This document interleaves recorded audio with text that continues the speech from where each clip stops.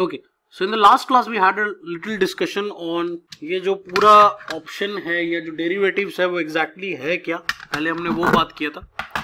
इसके बाद हमने बात किया कि उसमें बायर क्या कर सकता है और सेलर क्या कर सकता है। तो एक बार उस पर वापस चले जाते हैं। हमने कहा था कि किसी भी मार्केट में हमारे पास दो तरह के लोग होते हैं, we have buyers and we have sellers. ठीक है, हमने फिर यहां पर बात की कि बायर के पास क्या ऑप्शंस हैं, सेलर के पास क्या ऑप्शंस हैं। तो बायर के पास ऑप्शन है कि अगर वो, और यहां पर व्यू पॉइंट्स हो सकते हैं। यहां पर जैसे मार्केट में बायर और सेलर है, उसी तरह से व्यू पॉइंट है। तो व्यू पॉइंट किस तरह का हो सकता है, या तो आप बुलिश व्यू लेके चल रहे हो मार्केट में, या तो आप बियरिश व्यू लेके चल रहे हो मार्केट में। बुलिश और बियरिश क्या होता है ये क्लियर है। बुलिश मींस कि हमें लग रहा है कि मार्केट ऊपर की तरफ जाएगी, बियरिश मतलब हमें लग रहा है कि मार्केट नीचे की तरफ जाएगी। ठीक है, तो अगर आप as a buyer bullish mode में हो, बुलिश पोजीशन को लेते हो, तो आपके पास ऑप्शन है कि आप कॉल को बाय कर सकते हो। That is your first option. On the other side अगर आप बायर हो और आप बियरिश हो तो आप पुट को बाय कर सकते हो। सेलर के पर्सपेक्टिव से देखते हैं तो सेलर क्या कर सकता है, वो उल्टा कर देगा, पुट को सेल कर देगा। इफ ही इज बुलिश वो पुट को सेल कर देगा, और अगर वो बियरिश है तो वो कॉल को सेल कर। क्या यहां तक क्लियर है? हाँ जी, क्या यहां तक ये क्लियर है? ये पॉइंट क्लियर है? ये सारे हमने लास्ट वीक में भी डिस्कस किया ही था हमने ऑलमोस्ट ये सारा। Okay, so now let's go and take an example. अब एग्जाम्पल से समझने की कोशिश करते हैं कि होता क्या है मार्केट में और कैसे होता है। और हमने बात भी की थी कि बायर और सेलर का क्या प्लस है और क्या माइनस है, तो उन दोनों के बारे में भी थोड़ा डिटेल में बात करेंगे। अब मैंने आपको कहा कि बायर का सबसे बड़ा गेम क्या है कि बायर का रिस्क बहुत कम है, उसका रिस्क लिमिटेड है, जबकि जो सेलर है उसका रिस्क जो है वो अनलिमिटेड है। लेकिन बायर की जो प्रोबेबिलिटी ऑफ विनिंग है वो लो है, जो परसेंटेज विन है इसका वो लो है। 100% में से 33% चांस ही है कि ये जीतेगा। On the other side seller का जो प्रोबेबिलिटी ऑफ विन है वो ज्यादा है, विन परसेंटेज इसकी ज्यादा है, ये 66% तक इसके चांसेस है कि ये जीत जाता है। तीसरी चीज जो इंपॉर्टेंट है, बायर को कैपिटल बहुत लो चाहिए। ये लो कैपिटल से भी काम कर सकता है। 10,000 रुपए, 20,000 रुपए, 5,000 रुपए, लोग आउट ऑफ द मनी जाके ऑप्शंस खरीद लेते हैं सस्ता प्रीमियम देखकर। अभी मैं समझाऊंगा आपको क्या होता है वो। तो क्यों? क्योंकि उसके पास कैपिटल कम है। कैपिटल कम है तो वो कम कैपिटल से प्ले कर रहा है। लेकिन जो सेलर है उसका कैपिटल लो नहीं हो सकता, उसको तो हाई कैपिटल लगाना पड़ेगा। उसका रीजन क्या है, उसको मार्जिन देना पड़ता है फॉर टेकिंग द ट्रेड, उसको मार्जिन देना है। बायर को कोई मार्जिन नहीं देना, बायर को बस कैश रखना है अपने अकाउंट में। कैश अगर उसके अकाउंट में है तो वो उसी से ट्रेड कर लेगा। क्या ये सारे पॉइंट्स क्लियर हुए कि व्हाट इज बायर के पास क्या चीजें हैं, सेलर के पास क्या क्या है? अब आप लोगों ने पिछले बार मेरे से क्वेश्चन पूछा था, वो क्वेश्चन मैं एक बार दोबारा दोहरा देता हूं कि why do buyer even when knowing कि the probability of winning is low, तब भी बायर क्यों इस गेम को खेलता है? तो मैंने आपको उसका एग्जांपल देकर भी बताया था कि बायर जब जीतता है, जब बायर विन करता है तो उसका विन बहुत बड़ा हो सकता है, बहुत बिग हो सकता है, कोई बड़ी बात नहीं है। किसी भी एन अमाउंट तक जीत सकता है वो, कोई बड़ी बात नहीं है। मतलब इस मार्केट में ऐसा भी हो सकता है कि आप सिर्फ 10,000 रुपए लगाएं और 10,000 का 2 लाख बन जाए, 3 लाख बन जाए, कोई बड़ी बात नहीं। इससे भी ज्यादा जब ये लॉकडाउन हुआ था लास्ट ईयर, तो लॉकडाउन में मार्केट गिर गई थी, बुरी तरह गिर गई थी। उस टाइम पे जिसने भी पुट बाय किया वो सब लखपति हो गए, करोड़पति हो गए, क्योंकि बायर की गेम चल पड़ी थी। ऑन द अदर साइड जो सेलर है, सेलर का प्रॉफिट तो लिमिटेड है, उसको पैसे तो उतने ही मिलने हैं, लेकिन इसका रिस्क बहुत अनलिमिटेड है। ये किसी भी लेवल तक लूज कर सकता है, पूरा का पूरा कैपिटल भी लूज कर सकता है। अब यहां तक कोई डाउट है तो प्लीज, इज इट क्लियर? क्या कोई डाउट है यहां पे? क्लियर है? All clear. एग्जाम्पल पर वापस आते हैं, जो एग्जाम्पल हमने लास्ट टाइम पिक किया था उसी वाले ट्रेड पर आते हैं। तो मैंने आपको बताया था कि last time what happened in the month of November, हाँ दिसंबर की एक्सपायरी थी, नवंबर का ट्रेड था वो। What happened is the price of Reliance was 2657, मेरा जो व्यू था एज अ ट्रेडर वो बुलिश था, क्योंकि ये ऑलरेडी 2750 का हाई लगा कर आया था। तो मुझे ऐसा लग रहा था यार 2750 का हाई लगाया है, सो दैट मीन्स कि वहां से तो ऑलरेडी ये 100 रुपीज करेक्ट कर चुका है, प्लस मैं 50 रुपीज का और कुशन ले रहा हूं, मतलब 2600 की स्ट्राइक प्राइस चूज की थी मैंने। जो स्ट्राइक प्राइस मैंने चूज की थी वो 2600 की चूज की थी, और उस पर भी मैंने 75 रुपीज का प्रीमियम लिया हुआ था। तो मैं अपने आप को काफी सेफ समझ रहा था। मुझे लगा कि शेयर को यहां आना होगा, अगर मुझे लॉस होना है तो शेयर हैज टू ब्रोक 25। जब वो इसके नीचे जाएगा तब मेरा लॉस शुरू होगा।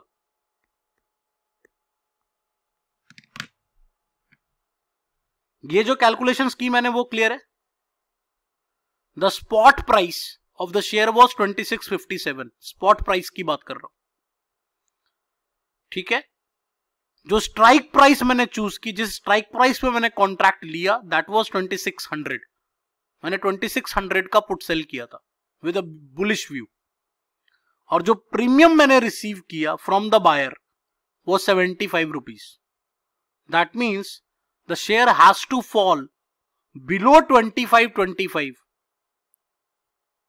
to give me the loss. उसके नीचे वो आएगा तो मेरे को लॉस होगा, अदरवाइज मुझे लॉस नहीं होगा। इसके ऊपर वो जहां भी रह जाएगा मेरा प्रॉफिट ही होना है, लॉस नहीं हो सकता। तो मैं तो अपने आप को एक कंफर्टेबल पोजीशन में लेकर चल रहा था कि मेरे पास अभी भी लगभग 150 पॉइंट का, 125 पॉइंट का मेरे पास एक कुशन है कि रिलायंस उतना 150 पॉइंट और नीचे गिरेगा तो मुझे सेफ्टी लग रही थी। प्लस जो चार्ट को मैं देख रहा था, उस चार्ट से भी मुझे ऐसा लग रहा था कि 2580 का लेवल नहीं टूटेगा, ऐसा लग रहा था उस टाइम पे। मुझे लग रहा था कि 2580 पे इसका अच्छा सपोर्ट है, अगर वहां ये शेयर आ भी गया तो बायर एक्टिव हो जाएंगे और शेयर खरीदा जाएगा। इज द एग्जाम्पल क्लियर है? एग्जाम्पल में कोई डाउट है तो प्लीज पूछें। और मैं इस पोजीशन में सेलर हूं, तो सेलर क्या करता है? बुलिश व्यू में पुट सेल करता है, और पुट सेल किया है तो कुछ प्रीमियम लिया होगा, तो वो प्रीमियम कितना था? 75 रुपीज। प्लस मैंने आपको बताया भी था कि ऑप्शंस हमेशा लॉट साइज में ट्रेड होता है, तो लॉट साइज जो रिलायंस का है दैट वाज 250, तो 250 into 75, this was my profit. Any doubt in the example? Is the example is clear? Different buyer तो होंगे बट ट्रेडिंग लॉट में ही होगी। Even if there are different buyer, वो तो ऑब्वियस ही बात है कि it is only not me who will be selling that 2600 put, there will be millions of people who will be selling 2600 put, and there will be millions of people who will be buying that 2600 put. तो trade तो ऐसे ही चलेगा, but the thing here is that the lot size is fixed by the exchange, so you have to trade in the lot size only. अगर कोई भी cell कर रहा है तो उसको 250 शेयर सेल करने, अगर कोई भी बाय कर रहा है तो उसको 250 बाय करना है, सिंपल। तो buyers perspective will be he is selling the put, that means he is buying the put, so obviously his view is bearish and he has bought it at 75 rupees. That means he has already paid me 250 into 75 rupees. He has paid me this amount. उसके account से deduct हुआ है, मेरे account में credit हुआ है। Is the point is clear now? कोई doubt है इसमें और आगे बढ़े? नहीं, he can always book a profit and loss in between. वो तो जब तक कॉन्ट्रैक्ट वैलिड है, कॉन्ट्रैक्ट की वैलिडिटी होती है till the date, last date of expiry.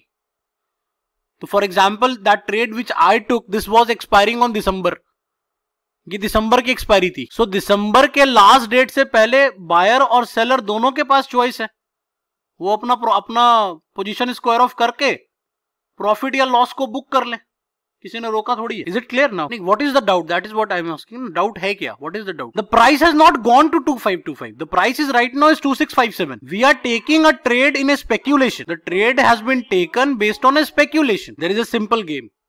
If the buyer, how buyer will make a money? Let's go into this. If the premium will increase, let us suppose he took it on 75 rupees.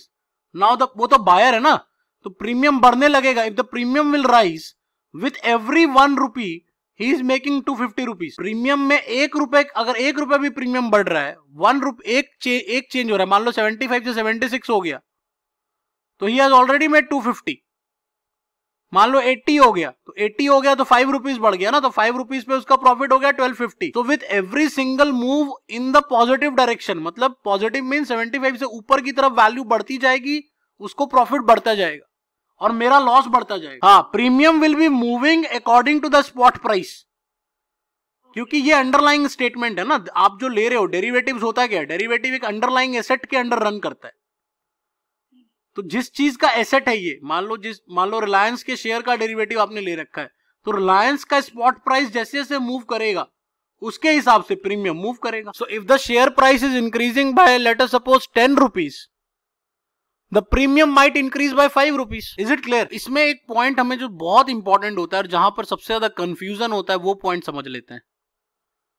That confusion is called in the money, out of the money, at the money, in the money, at the money and out of the money. So when you are taking up a trade, एक तो spot price होता है, तो मान लो spot price चल रहा है 2657 और आप ट्रेड बिल्कुल इसके प्राइस के आसपास ही ले रहे हो, मान लो 2650 का सेल कर रहे हो, तो आपने बिल्कुल स्पॉट प्राइस के आसपास ही या बिल्कुल स्पॉट प्राइस पर ही चीजों को सेल किया है।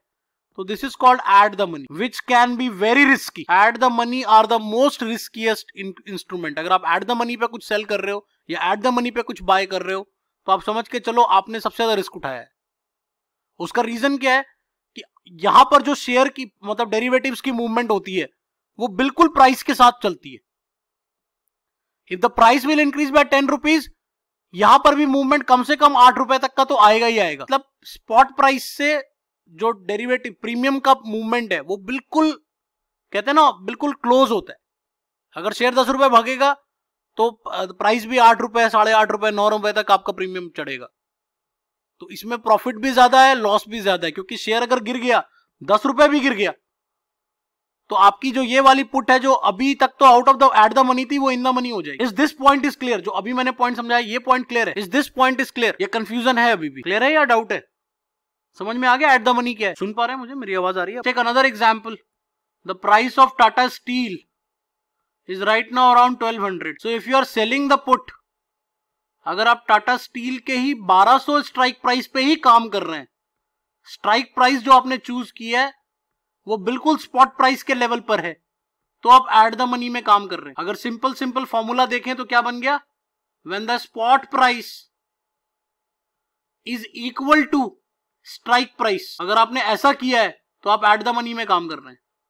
चाहे आप कॉल बाय करो, चाहे आप पुट सेल करो, चाहे आप पुट बाय करो, चाहे आप पुट सेल करो, कुछ भी करो, बट अगर आपने स्ट्राइक प्राइस स्पॉट प्राइस के साथ वाली चूज की है बिल्कुल, तो that becomes in the eight the money, which is risky. अब क्लियर हुआ? क्या आप क्लियर है ये वाला point? It is risky because ये जो अब मूवमेंट होगी ना, वो शेयर के प्राइस के हिसाब से होगी। मान लो 1200 का आपने 1200 प्राइस चल रहा है, 1200 की स्ट्राइक प्राइस में ही आप काम कर रहे हो, तो अगर शेयर 10 रुपए बढ़ जाता है, मतलब शेयर का प्राइस 1210 हो गया, तो जो प्रीमियम होगा, चाहे वो जो भी होगा, 1200 की पुट का कम से कम भी 100 रुपीज तो प्रीमियम होना ही चाहिए। 100 होगा या 80 होगा, तो वो इमीडिएटली उसी तरह से मूव कर जाएगा। मतलब प्रीमियम का मूवमेंट और शेयर का मूवमेंट ऑलमोस्ट इक्वल हो जाता है यहां पर। तो रिस्क बढ़ गया ना, रिस्क ज्यादा हो गया। अगर आपके डायरेक्शन में गेम नहीं गई तो आपको बड़ा लॉस होगा और इमीडिएटली होगा। और अगर आपके डायरेक्शन में गेम चली गई, अगर आपने डायरेक्शन जिस डायरेक्शन में आपने सोचा था कि गेम उसी डायरेक्शन में जाएगी, अगर उसमें चला गया तो प्रॉफिट भी आपको उतना ही तेजी से हो। So this is high risk high reward at the money. Let's go to another. अब सेकंड ऑप्शन हमारे पास होता है, that is called in the money. अब इन द मनी क्या है कि स्पॉट प्राइस जो है वो 1200 चल रहा है और आप पहले से इन द मनी में काम कर रहे हो। आप जो है मान लो जब पुट सेल कर रहे हो तो आप 1180 की सेल कर रहे हो, 1180 कह रहा हूं सॉरी, 1220 की सेल कर रहे हो। तो this is already in the money. Price जो है वो ऑलरेडी आपके स्ट्राइक प्राइस से अंदर है, उसके अंदर है। मतलब यहां पे क्या होगा कि strike price is greater than your spot price, वो पहले से इन द मनी है। और जब हम आउट ऑफ द मनी की बात करते हैं तो अभी शेयर वहां तक गया नहीं है, दूर खड़े हैं हम, कहीं आउट ऑफ द मनी की बात करते हैं। मान लो शेयर का प्राइस 1200 चल रहा है और हम पुट सेल कर रहे हैं तो हम 1100 की सेल कर रहे हैं, तो अभी तो शेयर का प्राइस 1200 चल रहा है ना, अभी तो वो 1100 जाएगा तब ना, तब वो इन द मनी होगा, अभी तो वो प्राइस बहुत ऊपर है। तो this is called out of the money. Seller की पर्सपेक्टिव से बात कर रहा हूं। बायर के कंटेक्स्ट में अगर हम दूर की कॉल खरीद लेते हैं, मान लो प्राइस चल रहा है 1300 1200 और आप जो है खरीद लेते हो कॉल जो है वो 1300 की, this is out of the money, क्योंकि प्राइस अभी 1200 चल रहा है, आप 1300 की कॉल खरीद रहे हो, तो 1300 तक शेयर जाएगा तब ना, अभी तो बहुत दूर की बात। क्या अब ये सारे पॉइंट्स क्लियर हुए? इन the money, at the money, out of the money, क्या ये समझ में आया है? हाँ, वो अपोजिट रहेगा ना, ऑब्वियस सी बात है। सेलर के केस में वो वैल्यू नीचे की तरफ की होगी, बायर के केस में वो ऊपर की तरफ होगी, क्योंकि आप तो बुलिश व्यू लेके चल रहे हो ना, और वो अपोजिट हो जाएगा अगर बियरिश व्यू लेके चलोगे। और यही हमें कंफ्यूज कर देता है कि क्या इन द मनी है, क्या आउट ऑफ द मनी। अब मैं आपसे कुछ क्वेश्चंस पूछता हूं, आप उसका जवाब दो। अगर मान लो शेयर का प्राइस 1000 रुपीज चल रहा है और मैंने 900 की पुट खरीद ली, तो मैंने इन द मनी खरीदी है कि आउट ऑफ द मनी खरीदी है? The price of the share was 1000 rupees, I have bought a put of 900 rupees, is this in the money और this is out of money? आज क्या हुआ है भाई, कोई रिस्पॉन्ड ही नहीं कर रहे आप। इन द मनी कैसे? आप पुट बाय कर रहे हो, पहले ध्यान से सुनो क्वेश्चन को। आप पुट बाय कर रहे हो तो पुट बायर जो होगा वो बुलिश है या बियरिश है, पहले ये बताओ। बियरिश हो तो बियरिश व्यू में आप सोचो शेयर का प्राइस अभी 1000 चल रहा है, आप 900 की पुट बाय कर रहे हो, तो क्या शेयर 900 आ चुका है? नहीं आया ना, तो आउट ऑफ द मनी हो गया ना, आप out of the money buy कर रहे हो। एक और क्वेश्चन दे रहा हूं, let us suppose the price of the share is 1000 rupees और मैं 1000 की पुट बाय कर रहा हूं, this is in the money, at the money और out of the money? At the money buy कर रहे हो आप, बिल्कुल सही। अब अपोजिट का कुछ केस लेते हैं। The price of the share is 1000 rupees, I am selling a put of 900, मैं पुट सेल कर रहा हूं 900 की। अब आप मुझे बताओ मैंने इन द मनी सेल किया है या out of the money sell? In the money. कैसे? आउट ऑफ द मनी कर रहे हैं ना। द प्राइस इज 1000, अभी तो शेयर आया ही नहीं है उस प्राइस पे, अभी तो हमने 900 की पुट बेची है, उस पर भी कुछ प्रीमियम लिया होगा, तो शेयर जब प्राइस नीचे आना शुरू होगा, नीचे गिरना शुरू होगा, तब कहीं जाकर वो इन द मनी होगी, वरना तब तक तो आउट ऑफ द मनी है। नेक्स्ट क्वेश्चन, पहले आप आज क्वेश्चन का जवाब दो, ये कंसेप्ट बहुत इंपॉर्टेंट, ये नहीं पल्ले चढ़ा तो डेरिवेटिव्स कभी भी नहीं चढ़ेगा। Next question, if the price of the share is 2500, I am selling the call of 2700, selling the call of 2700, is it in the money, at the money, out of the money? Is it in the money, out of the money? क्या है ये? मैं call sell कर रहा हूं 2700 की, share का price 2500 चल रहा है, क्या होगा? क्या समझने में दिक्कत हो रही है? क्या प्रॉब्लम क्या आ रही है? 2500 पे शेयर है, हम 2700 की कॉल बेच रहे हैं, तो जब हम कॉल सेल कर रहे हैं तो अभी तो शेयर वो उस प्राइस पे गया ही नहीं है, तो अभी तो आउट ऑफ द मनी है। ये इन तब कहलाएगा जब ये 2700 के अंदर चला जाएगा इसका प्राइस। हाँ, कुछ भी हो जाए, 2710 हो जाए, 2720 हो जाए, 2730 हो जाए, तो once the price will get cross 2700, वो इन द मनी बन जाएगा कॉल सेलर के लिए। 26 होने से कुछ नहीं होगा, वो आउट ऑफ द मनी हो जाएगा। अगर एक्सपायरी पे वो उसका प्राइस 2690 भी रह गया, 2699 भी रह गया, 2699 भी रह गया, तो भी ये आउट ऑफ द मनी होगा इन केस ऑफ सेलर। नहीं, वो बायर के लिए भी हो जाएगा, बायर के लिए भी वो इन द मनी हो गया, आउट ऑफ द मनी हो गया ना, क्योंकि बायर भी उसको बाय कर रहा है, out of the money buy कर रहा है। मान लो शेयर का प्राइस 2500 चल रहा है, उसने 2700 की कॉल बाय की हुई है, तो वो बुलिश है, उसको लग रहा है शेयर का प्राइस बढ़ के 2700 क्रॉस कर जाएगा, तो अगर नहीं क्रॉस करेगा, 2699 पे क्लोज हो गया, तो ये प्रीमियम 0 हो जाएगा, काम खत्म, ये out of the money bye किया है उसने। कौन सा 10-12 वाला डिफरेंस?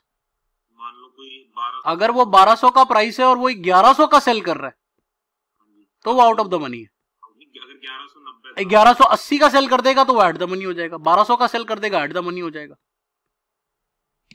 दोनों के केस में आ सकता है, एट द मनी और इन the money, out the money, दोनों के लिए केस सेम है।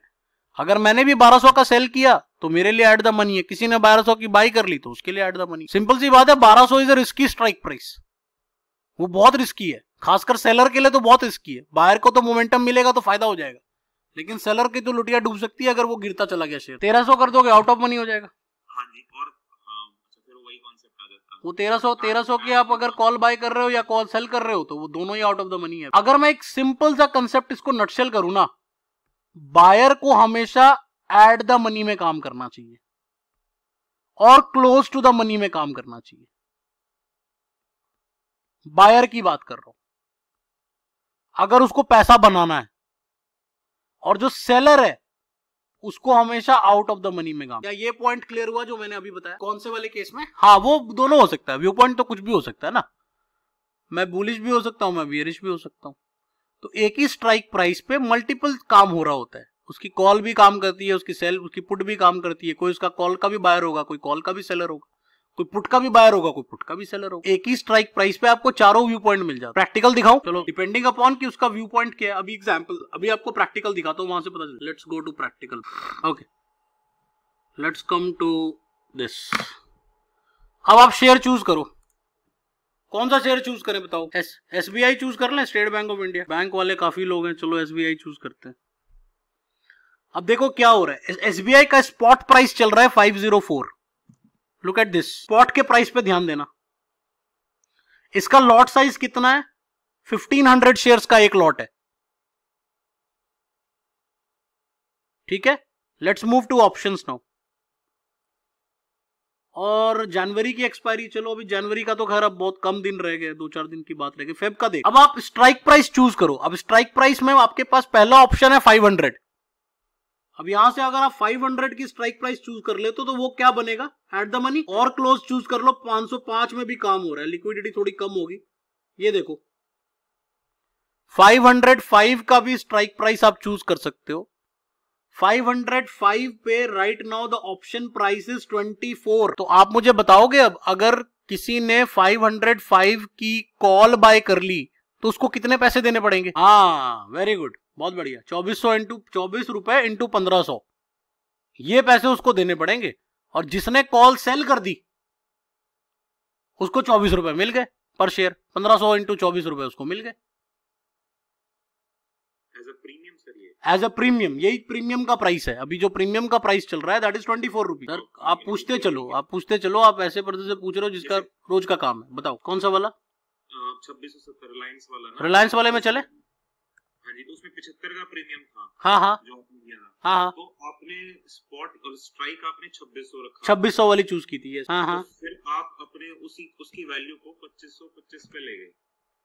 नहीं, मैं ले नहीं गया उसको, मैं ये वहां तक मैं सेफ हूं, क्योंकि अगर एक्सपायरी पे वो उससे पहले क्लोज हो गया, 2525 पे क्लोज हो जाएगा, तो प्रीमियम 75 रुपए से अंदर अंदर रह जाएगा ना। ये देखो, मैं अभी आपको समझाता हूँ, 1 मिनट रुको, मैं पेन लेने दो मेरे को बस, फिर मैं आपको समझाता हूँ क्या मैं समझाना।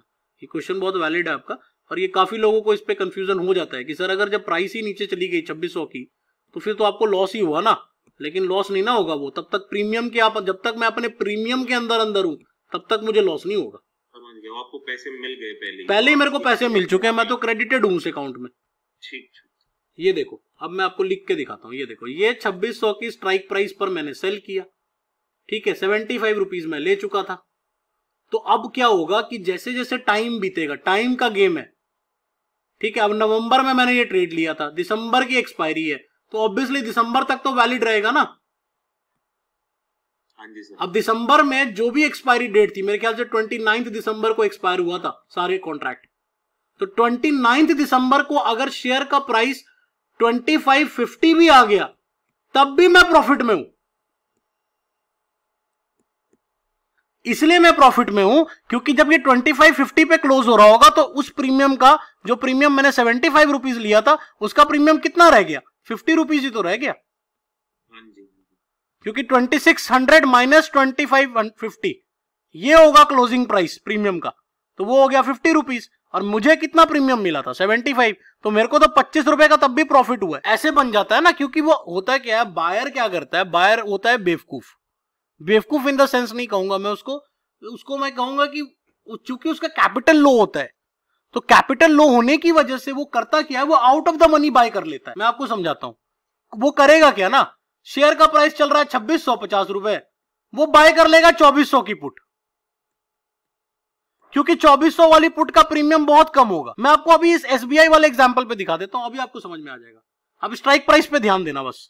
अभी मैंने आपको क्या बताया, अगर 505 है तो 24 रुपए देना पड़ेगा उसको, तो 24 इंटू 1500, ये एक अच्छा खासा अमाउंट बन जाता है। इतना पैसा तो आपके पास होना चाहिए ना, तभी तो आप पुट बाय करोगे या कॉल बाय करोगे। बट वो करेगा क्या, वो करेगा कि ऐसा करते यार दूर की बाय करते हैं, तो वो अभी प्राइस देख रहा है 504 का, तो वो चला जाएगा सीधा 550 पे। तो 550 की स्ट्राइक प्राइस पे जब जाकर आप बाय कर रहे हो, जो बहुत आउट ऑफ द मनी है, तो उसमें उसको प्रीमियम कितना देना पड़ रहा है, सिर्फ 8 रुपए। तो वो सोच रहा है यार 1500 इंटू 8 रुपए तो देने पड़ रहे हैं।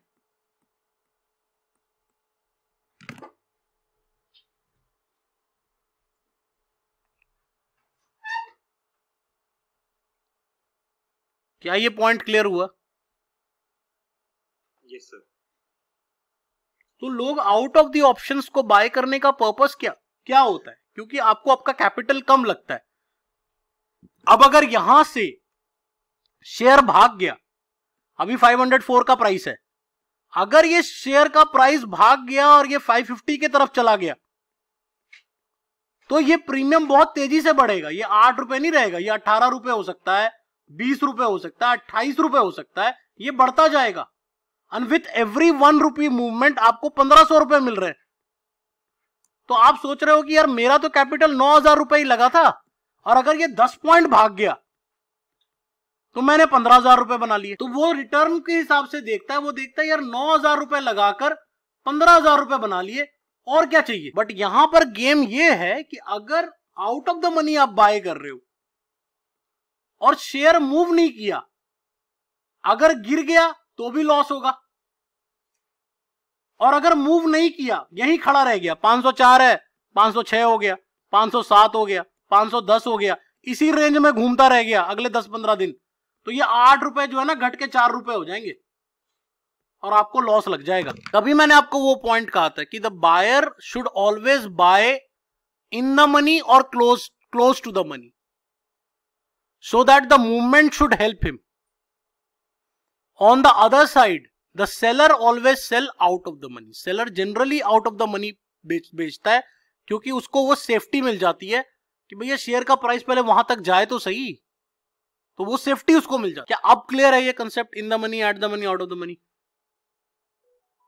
Yes sir. Anybody else who have any doubt in this?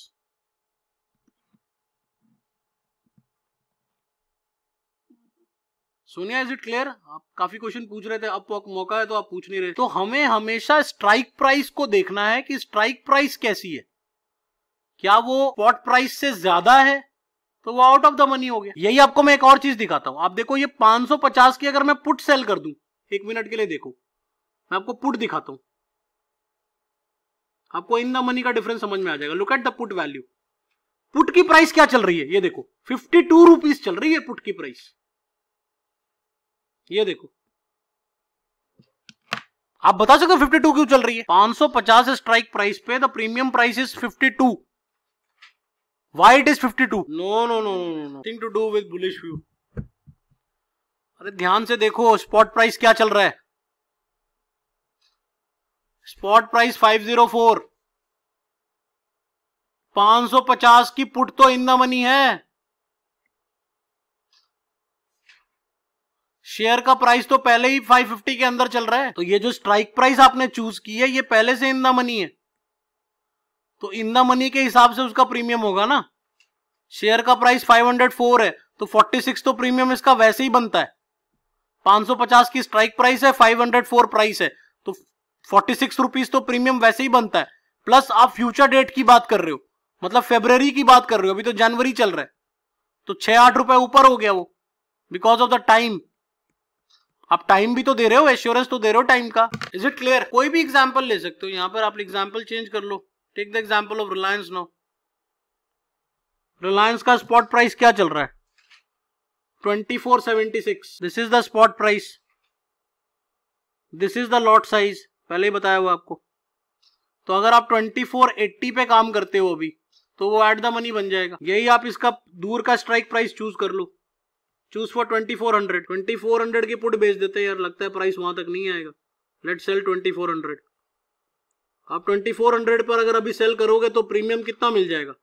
47 rupees मिल जाएंगे आपको। मतलब मेरा लॉस कब शुरू होगा? कोई बताएगा मेरा लॉस कब शुरू होगा? 2400 minus 47. Very good. So my loss will be 2353. अगर इसके नीचे शेयर का प्राइस चला गया फरवरी में तो समझ लीजिए लॉस शुरू, और अगर नहीं गया, शेयर ऊपर ऊपर रह गया, तो ये पूरे 47 रुपीज मेरे, I will be in a profit. Is it clear? Out of the money है. Yes, it is out of the money. जब तक वो 2400 की प्राइस के नीचे नहीं जाता तब तक वो आउट ऑफ द मनी है. अगर वो उसके 2400 के अंदर चला गया तो फिर इन द मनी हो जाएगा. और जितना वो इन द मनी होता जाएगा, मैंने आपको लास्ट टाइम भी उस एग्जांपल को वापस मैं आपको याद कराता हूं कि हुआ क्या था उस एग्जांपल में, जो मैंने अपने वाला एग्जांपल आपको बताया था कि the price which I sold was 2657. ये स्पॉट प्राइस था. मैंने 2600 की स्ट्राइक प्राइस को चूज किया, 75 रुपीज प्रीमियम ले लिया. I had a safety net till 25. मेरे पास 25 तक का सेफ्टी नेट था. ठीक है, यहां तक मैं सेफ था. लेकिन नवंबर में रिलायंस की एक न्यूज आ गई थी. इन्होंने अबू धाबी वालों के साथ एक कोई कॉन्ट्रैक्ट किया था. वो कॉन्ट्रैक्ट ब्रेक हो गया, हॉल्ट हो गया. एक्चुअली हुआ नहीं वो कॉन्ट्रैक्ट. जैसे ही वो news I, share was trading at 2595. ये शेयर का प्राइस चल रहा था उस टाइम पे. जैसे ही वो न्यूज आई शाम को, अगले दिन सुबह शेयर खुला ही 2372 पे. ऑलमोस्ट 150 रुपीज का फॉल था. 150-160 रुपीज का fall in just one news. And the premium prices shoot up like anything. Premium इतना तेजी से बढ़ा, जो चीज मैंने 75 रुपीज की बेची थी उसका प्राइस हो गया ऑलमोस्ट 140-145 के आसपास नेक्स्ट डे खुलते ही. और ऑब्वियसली मैं सेलर हूं तो प्रीमियम का प्राइस बढ़ेगा तो मेरा लॉस बढ़ेगा. एंड उस मंथ में, दिसंबर के एक्सपायरी वाले दिन, द शेयर प्राइस वाज 2350. तो मेरा सेफ्टी नेट क्या था? मेरा सेफ्टी नेट तो यही तक था ना. तो उससे कितना डिफरेंस हो गया प्राइस का, जरा जोड़ो. 125 रुपए और 50 रुपए और 175 रुपए. 175 प्लस 75 कितना हुआ? 175 प्लस 75 250 रुपीज हो गया उस प्रीमियम का प्राइस. ये जो 75 रुपीज पे मैंने सेल किया था, उसका जो क्लोजिंग प्राइस था वो 250 था. तो आप इमेजिन कर लो what would be the loss. कितना लॉस हो गया? 250 माइनस 75 कर दो. 75 प्रीमियम आपको मिला भी था, तब भी 175 इंटू 250, इतना लॉस. 25,000 तो वैसे ही हो गए. 100 इंटू 25, 250, 25,000 वो हो गए, प्लस 75 और जोड़ लो, कुल मिला के 50-55, उससे थोड़ा कम 40-45 का लॉस. हाँ जी, हाँ, it is the lot size ना. तो 250 इंटू 250, उतना प्राइस हो गया उसका.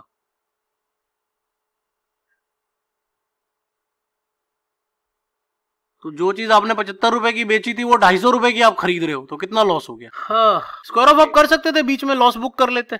अगर आपको लग रहा था कि भाई अब प्राइस रिकवर नहीं होगा, तो कभी उसका जैसे प्राइस एक समय पे उसका प्राइस 140 चल रहा था, 145 चल रहा था, 150 चल रहा था, तो मेरे को डबल का लॉस था. मेरे को अगर लगता कि नहीं यार अब रिकवरी नहीं हो सकती शेयर में, तो मैं लॉस बुक करके निकल सकता था. बट मैंने लॉस बुक नहीं किया. मैं उसको लेकर गया आखिरी दिन तक. मैंने वेट किया, मुझे लगा शायद वो भाग जाएगा, लेकिन वो भागा नहीं, उधर ही खड़ा रहा. और ऑप्शन बायर की चांदी लग गई, क्योंकि ऑप्शन बायर ने तो 75 रुपीज का खरीदा था, लेकिन उसका प्राइस 250 हो गया, तो उसको उतना ही प्रॉफिट हो गया. तो उसने हार्डली कैपिटल लगाया था 12-15 हजार रुपए का, और उसके बदले में वो 50,000 रुपए लेके चला गया. Is the idea is clear? In the money, at the money, out of the money, ये क्लियर हुआ या नहीं हुआ, ये बताओ पहले, क्योंकि यही मेन मुद्दा है. ये नहीं समझ आया तो आगे भी कहानी समझ नहीं आएगी. एक आध क्वेश्चन और पूछ लेता हूं, उसका जवाब बता दो, फिर वाइंड अप करते हैं सेशन आज का. So if the price of the share is, let it be 1500, अगर प्राइस शेयर का 1500 रुपए चल रहा है और मैं 1600 की कॉल सेल कर रहा हूं, तो ये क्या है? इन the money, out of the money, at the money, क्या है ये? What is this? Out of the money. Yes, it is out of the money. And if the share is trading at 1500 and I am selling the put और selling the call of 1480, तो क्या बनेगा? Add बन जाएगा. Almost close to eight है, क्योंकि 1500 भाव चल रहा है, 1480 का आप कुछ बेच रहे हो, तो ऑलमोस्ट क्लोज है, वेरी क्लोज। प्लस कुछ शेयर की मूवमेंट बहुत बड़ी होती है, लाइक रिलायंस हो गया, टाटा स्टील हो गया, HDFC हो गया, HDFC बैंक हो गया। ये शेयर एक दिन में 200-200 रुपए, 300-300 रुपए, मारुति जैसा शेयर एक दिन में 500 रुपए भी भागता है। तो इनकी मूवमेंट्स बहुत बड़ी होती हैं। जैसे MRF है, MRF तो एक दिन में मेरे को लगता है 2500 पॉइंट, 2000 पॉइंट तक भी भाग जाता है। तो हर शेयर की ना एक मूवमेंट होती है कि वो कितना चल सकता है एक दिन में। तो ये शेयर ऐसे शेयर है जो 200, 250, 300 पॉइंट, इनके लिए भागना कोई मुश्किल बात नहीं है। कोई अच्छी खबर आएगी तो उतनी रफ्तार से भागेंगे, कोई बुरी खबर आएगी तो उसी रफ्तार से गिरेंगे, ठीक है। और अगर हम किसी शेयर का प्राइस चल रहा है लेट अस सपोज 1500 और हम 1400 की कोई पुट बाय कर रहे हैं, तो क्या बना? आउट ही है, बिल्कुल। स्ट्राइक प्राइस से आप दूर हैं, ठीक है, आप out of the money buy कर रहे हैं। आउट ऑफ द मनी ही बायर बाय कर लेता है मोस्ट ऑफ द। उसका जो सबसे बड़ी गलती है वो यही है, क्योंकि वो एक्चुअली इसको लॉटरी टिकट की तरह समझता है। वो सोचता है यार out of the money buy कर लेते हैं, थोड़ा सा पैसा लगेगा, लगा देते हैं। उस चक्कर में होता क्या है कि वो शेयर भागता नहीं है। आउट ऑफ द मनी आप बाय कर रहे हो, इतनी दूर का बाय कर लेते हैं लोग। अभी मैं रिसेंटली देख रहा था, मेरे ही कुछ फ्रेंड्स हैं, उन्होंने शेयर का प्राइस चल रहा है 800 रुपए, 1100 की कॉल खरीद रहे हैं। 1100 की कॉल अभी 300 रुपए दूर है। अब वो शेयर 1100 जाएगा तब तो, पहले इतनी दूर, तो 1100 की चाल चलने के लिए उसको कई रेजिस्टेंस देखने होंगे बीच में। अब एकदम ही आपकी किस्मत बहुत तेज है तो भाई कोई भरोसा नहीं, मार्केट में तो कुछ भी हो सकता है, जैसे मेरे साथ हो गया। अब मुझे थोड़ी पता था कि उसमें न्यूज आ जाएगी, मैं तो सोच के चल रहा था यार अच्छा चल रहा है। आई वॉज नॉट एक्सपेक्टिंग कि भाई ऐसे कोई न्यूज आ जाएगी।